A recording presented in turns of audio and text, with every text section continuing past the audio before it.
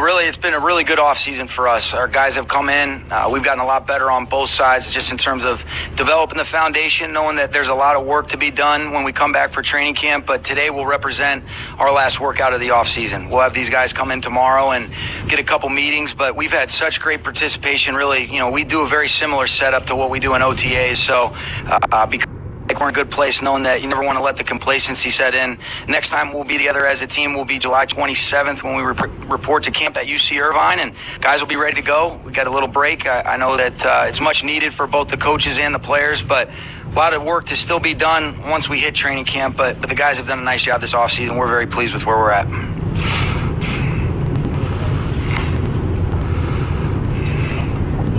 What was your reaction to the Eagles extending Carson Wentz? How, if at all, do you think Well, I mean, certainly very happy anytime that you see a player get rewarded for the production, and he's done a nice job in this league. Certainly, those things do affect when you look at just the comps around the league, and with what Jared's done over the last couple of years, you can't argue with the production and how good we feel about him being our quarterback, and we intend for that to be for a long time. As far as how that affects where we're at with the timetable and getting that extension done, those are things that we'll sit down and discuss, but any of the things or the narratives that are out there, Jared Goff, as long as I'm fortunate enough to be in this role, hopefully this guy's stuck with me for a long time. So he's an outstanding leader. People make a deal about the system, and he's the reason why. Our players are the reason why the system is what it is, because he can do so many different things.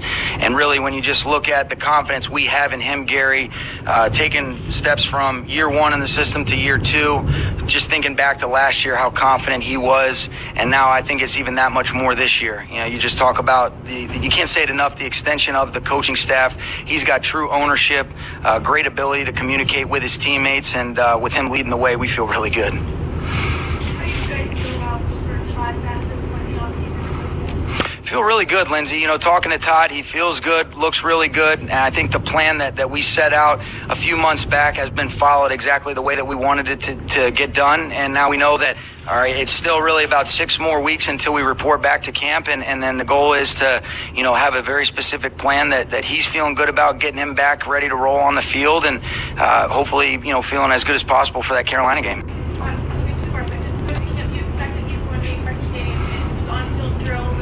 Yeah, absolutely. Yeah, no, we feel good about that. Those are things that we'll still discuss, but yeah, the intention is to get him back ready to go. And I think, what we set out as far as the goal, this was not just exclusive to the offseason. This was a long-term plan, pointed towards our opener against the Carolina Panthers. But when we start camp, that represents, him being able to get out on the field and compete and do some things with his teammates based on exactly how we finalize that. But you can expect to see him. Sean, how much, if anything, has he been able to do this offseason, or has it just been about recovery? Well, I don't know if you'd want to use the word recovery, but he's got a very good training program that he's taken part in with Travell Gaines, and then he's doing some things over here from a maintenance standpoint that we felt like was going to be the best thing for him. Being able to play as late into the season as we did, that was what all parties felt like was the best thing. And like I've said over and over, most importantly, that was what Todd felt good about. And he's earned the right to be able to make sure that we as coaches listen to him. You take everybody's opinion into consideration, but ultimately with what Todd's done and his ability to communicate, that was what we felt like was going to be the best thing, and that's exactly what we followed. Has he been running it all? Oh, yeah. I mean, he's been working out, doing different things. You'd have to talk to him specifically about exactly what he's doing, but I know he feels good, he looks good, and that's important to us. Aaron was not here, but that was predetermined because he had something that he talked to me about last week. Came here yesterday, took care of some of the necessary things, and then he was back at Pittsburgh doing some stuff with his family. But I can't say enough about what it meant to have Aaron here, the type of influence and effect he has on this place in a positive way. So he would have been here. We talked about it, and we felt like, all things considered, it was okay for him to go back. And so everybody was accounted for, Gary, but that was a special exception where, how important some of those things that come up with the family are to us. And he communicated that, and he's back in Pittsburgh, and he'll be good to go.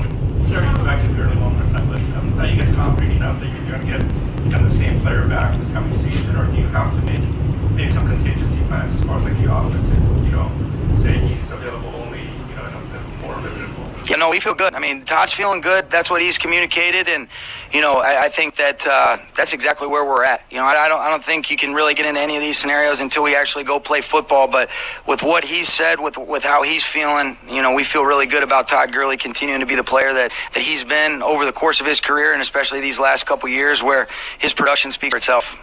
Sean, a little bit random, but what was your first job working in football? Did you learn from it? My first job. Do you know the answer? Well, I do. But was there like before that? It was like Any money in St. Green? It's embarrassing to admit a little bit. I coached camps and stuff like that growing up, at my high school, but I was very fortunate to get right in with the Bucks.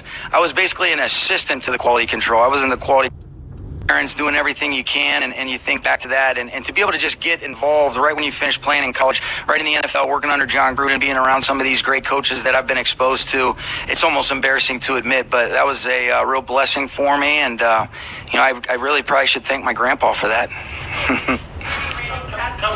Random tasks? Not that I can say without making artists panic. We talked a lot about getting you guys getting Todd ready for week 1 and everything. Are there things that you're doing now that's part of this plan that will kind of help sustain this season? Thinking that maybe it's going to be separate. Yeah, absolutely, Omar, and that's something that we've talked about, and really I'm learning myself. Where you never have more of the value of the performance element specific to guys like Reggie Scott, our strength staff, being able to educate me on how players, the balance between the volume and the intensity, and how that's so important for us to be mindful of, not necessarily for the weekly rhythm, but over the course of a season. And hopefully if you're fortunate enough to be able to play those 19 games, that's definitely something that you want to try to be able to prepare for. You have to earn it every week to even get those chances, but this is a big picture perspective and plan that we've taken into account. And in a lot of ways, it's deferring to the people that are the experts, and then, like we said, talking to Todd and being able to, make the decisions that we feel like are best for all parties involved. Sean, what's the message that you leave with players for the next month? Yeah, I think it's, get away from football a little bit. Make sure that you guys enjoy your time, but let's come back ready to pick up where we left off. We'll start over in some instances from an installation standpoint, but, we've got to pick up right where we left off. We've got to make sure that this stuff carries over and it's not just starting over. So for the rookies, making sure that they're able to handle a lot of the information that's been thrown at them, and then the veterans just continue to fine-tune some of those things we've really emphasized this offseason. And most importantly, it's coming together as a team. We've got, each year presents a new opportunity to figure out the best way for our team to come together and play as one. And I think this offseason has represented a step in the right direction, and we got to pick up where we left off in training camp. That's one. Coach, five guys from Washington on the roster. There's something right about these Washington guys. Just good football players. I think when you look at it, wherever it's from, Eastern Washington has had a lot of good, productive players that have had success for our team and from this league in general. But a couple of those guys that we got our first draft class being together as a staff, when you look at Sampson and you look at Cooper Kupp, those are special guys. But it's just good football players that are good people, and that's what we look for. Do you have any big offseason plans? I'm going out of town. My girlfriend Veronica scheduled some nice trips. If you ask me the specifics, you can ask Veronica about it. Thanks, guys.